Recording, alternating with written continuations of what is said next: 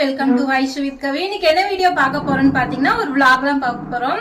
இந்த vlogல வந்துட்டு காலிஃபிளவர் சில்லி, அதுக்கப்புறம் வந்து மாங்காய் தொக்கு, இது எல்லாமே நான் செஞ்சிருக்கேன். அந்த ரெசிபி வந்து நான் இந்த வீடியோலயே ஷேர் பண்ணிக்கிறேன். அது மட்டும் இல்லாம பாப்பாவோட நான் எப்படி வந்து டைம் ஸ்பெண்ட் பண்றேன் அதையுமே நான் வந்து இந்த வீடியோல ஷேர் பண்ணிக்கிறேன். சரி வாங்க இப்ப காலிஃபிளவர் சில்லி வந்து நான் எப்படி செய்யறேன்னு பார்க்கலாம்.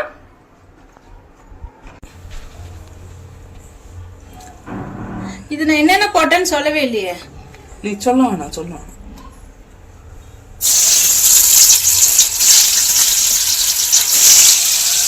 கையை ஆட்டாம ஒரு இடத்துல வச்சு வைப்பா.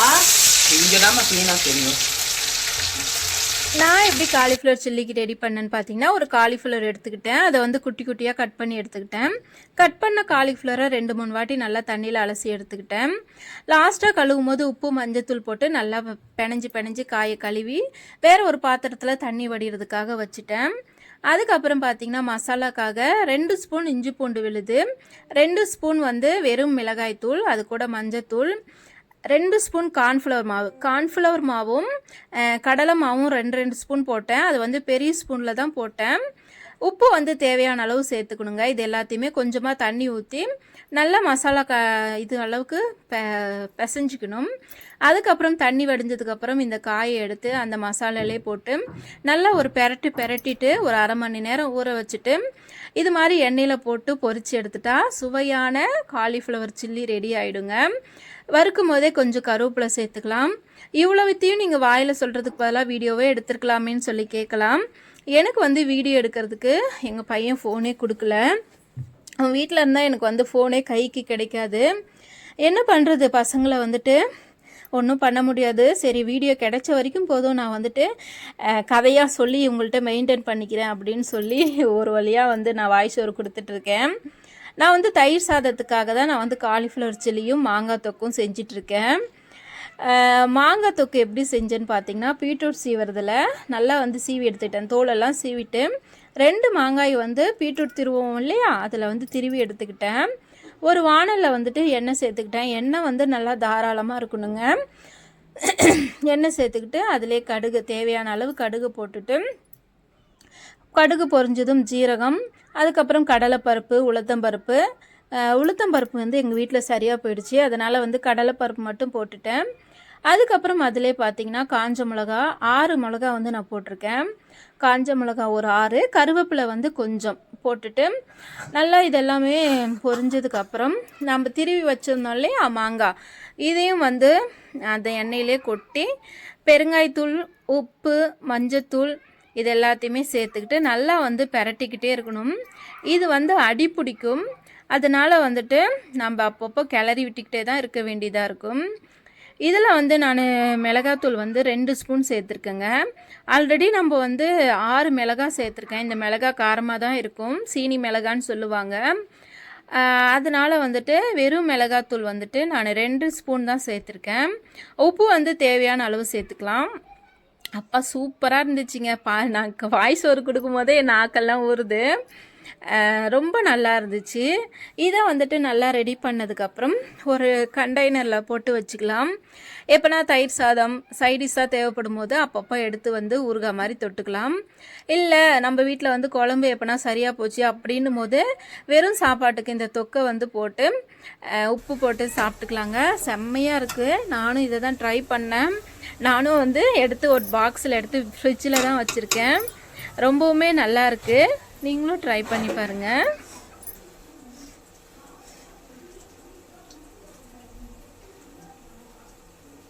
சூப்பராக இருக்குது.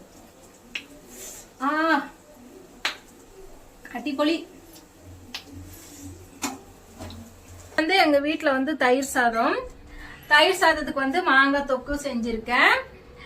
இன்னைக்கு வந்து சில்லி சாப்பிடணும் போல இருந்துச்சு. மூளை சொல்லுது வேணாம் நல்லது இல்லைன்னு சொல்லி, ஆனா நாக்கு வந்து அதை கேக்குது. சரி அதுக்கு என்ன பண்றதுன்னு தெரியல. வீட்டுல வந்து காலிஃபிளவர் இருந்துச்சு, அதுக்காக வந்துட்டு நாக்கை ஏமாத்துறதுக்காக நான் வந்து காலிஃபிளவர்ல சில்லி போட்டு சாப்பிட்டுட்டு இருக்கேன். சாப்பிட்டு முடிச்சுட்டு தான் பாத்தீங்கன்னா பாப்பா கூட ஆக்டிவிட்டி எல்லாம் பண்ணணும். சரி சாப்பிட்டு அதுக்கப்புறம் வந்து என்ன பண்றேன்றத வீடியோல காட்டுறேன். பாப்பா பாத்தீங்களா எவ்வளவு ஸ்டைலா படுத்திருக்கான்னு. பட்டோ பாப்பா வந்துட்டு தயிர் சாதத்துல காலிஃப்ளவர் சில்லி வச்சு கொடுத்தேன், சாப்பிட்டா. சாப்பிடும்போது சில்லி கடிக்கிறேன்னு சொல்லி என் விரல கடிச்சு மென்னு சாப்பிட்டுட்டா. ரொம்ப வலி, என்னால தாங்கவே முடியல. ஒரு அடி வந்து நான் அடிச்சிட்டேன் பாப்பாவை. நான் வந்து எப்பனா கோவத்துல ஒரு அடி அடிச்சிருவேன்.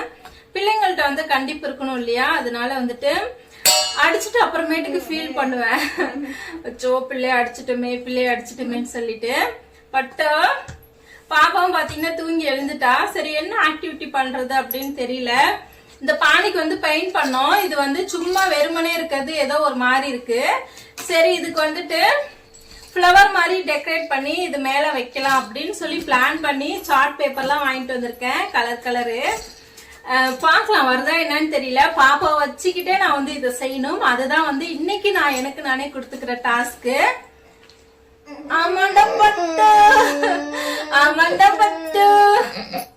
இது பத்திரமா எங்கன்னா வச்சிடலாம். பத்திரம் ஏச்சிக்கிங்க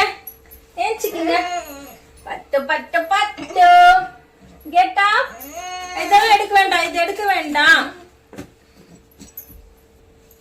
பாப்பா வந்து முட்டி போட்டு விட்டுட்டு அவ கையில எதையாவது தூக்கி போட்டுட்டு இருக்கட்டும்னு சொல்லிட்டு கிளி, அதுக்கப்புறம் ரிங்ஸு, அதுக்கப்புறம் பிளேட்டு, கிளாஸ் எல்லாம் கொடுத்துருக்கேன். பட்டு அம்மாவுக்கு வந்து பிக் கிளாஸ் எடுத்து கொடுமா. பிக் கிளாஸ், பெரிய கிளாஸ் எடுத்து கொடு. பெரிய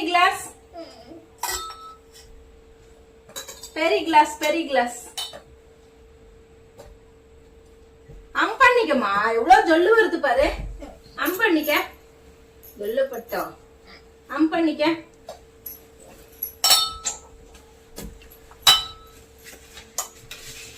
ஃபர்ஸ்ட் வந்து இந்த பேப்பரை ரெண்டா கட் பண்ணிக்கிறேன்.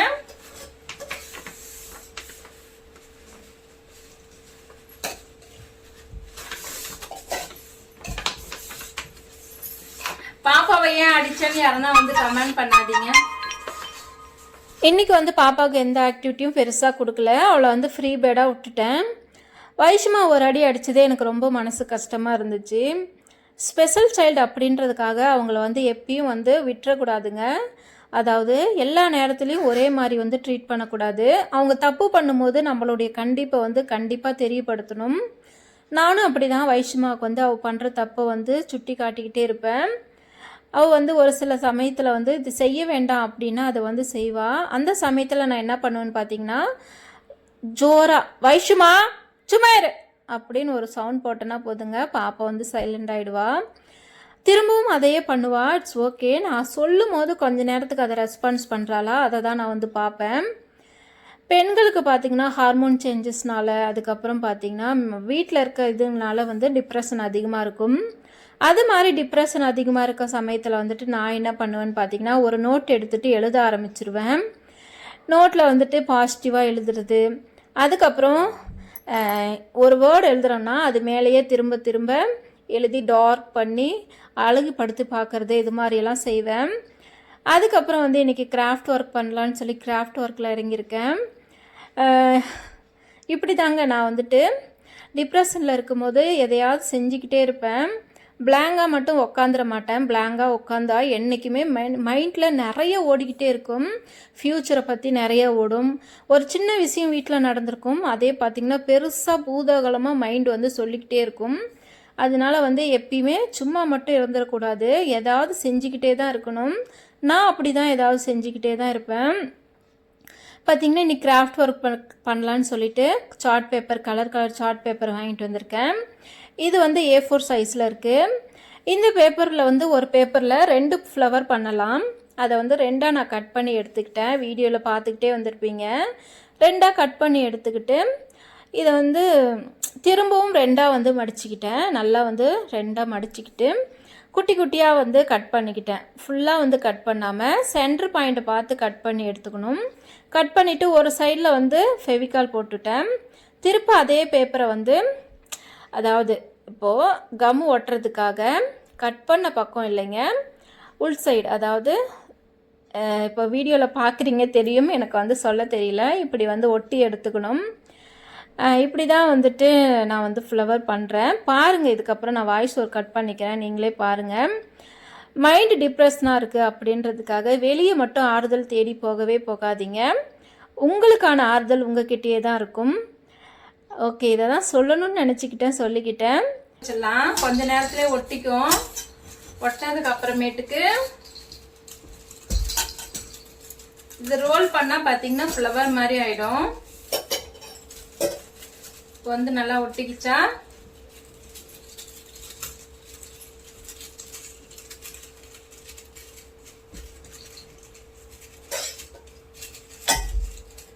இது பார்க்க நல்லா ஃப்ளவர் மாதிரி இருக்கா? இப்படிதான் பண்ண போறோம். இருங்க, நான் வேணா பட்டோ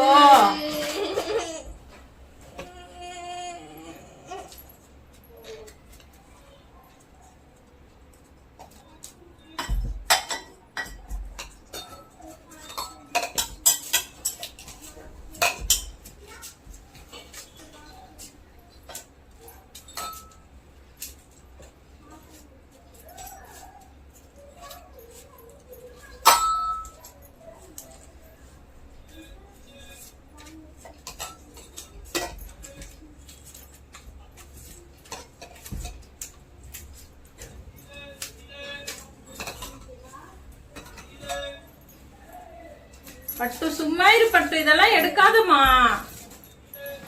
கிளாஸ் எடுத்துக்கூட அம்மாக்கு. அம்மா கிளாஸ் எடுத்துக்கூட. Class class எடுத்துக்கூடுமா.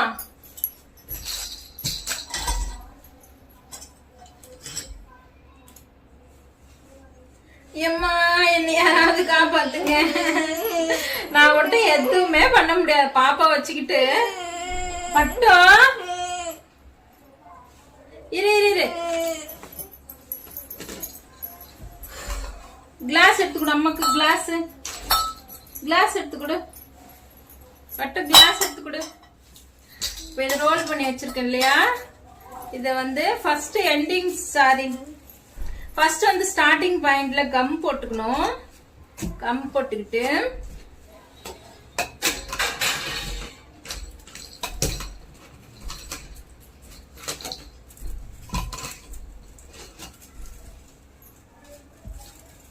பட்டோ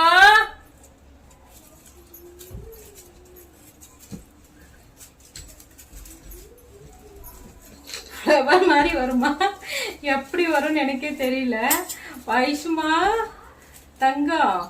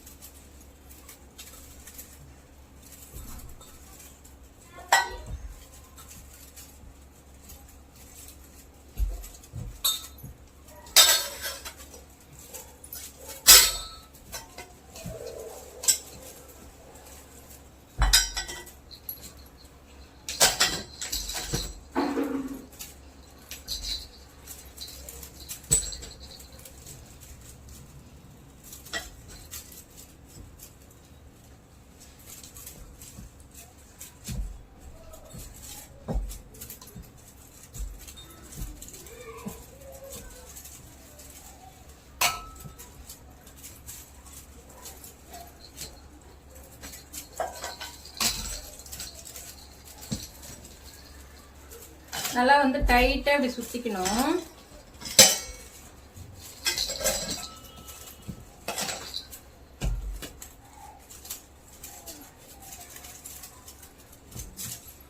சுத்தறதே கஷ்டமா இருக்குதுப்பா, ஒரே கஷ்டமாப்பா.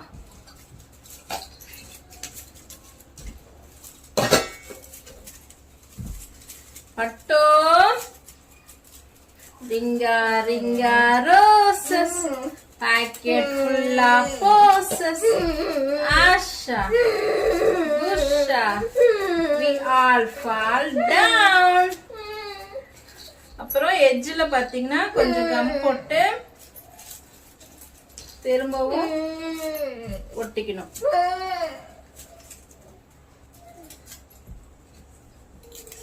இந்த இடத்துக்கெல்லாம் கொஞ்சம் லப்பர் போட்டா நல்லா இருக்கும்னு நினைக்கிறேன்.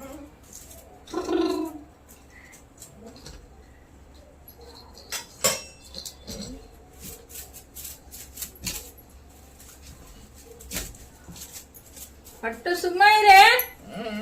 சீவாங்க கண்ணுல குத்திக்குவேன். இப்போ வந்து ஃப்ளவர் ரெடி ஆயிடுச்சு. லீஃப் வந்து பண்ணிடலாம். லீஃப் வந்து செஞ்சு இப்படி மேல ஒட்ட வச்சிடலாம்.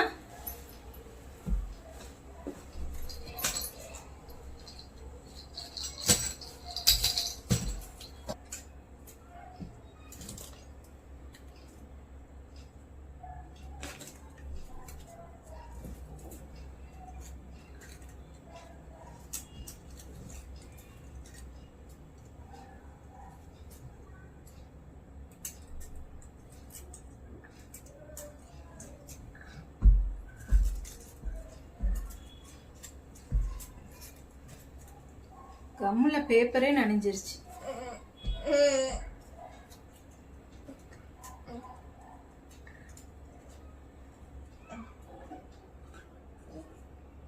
ருக்கு ருக்கு ருக்கு பேட்ச் ஒர்க்னு ருக்கு பேட்ச் ஒர்க்னு ஒரு காமெடி வரும் இல்லையா? என்னுடைய ஃப்ளவரும் அப்படிதான் இருக்கும். தொட்டா விழுந்துரும் நினைக்கிறேன்.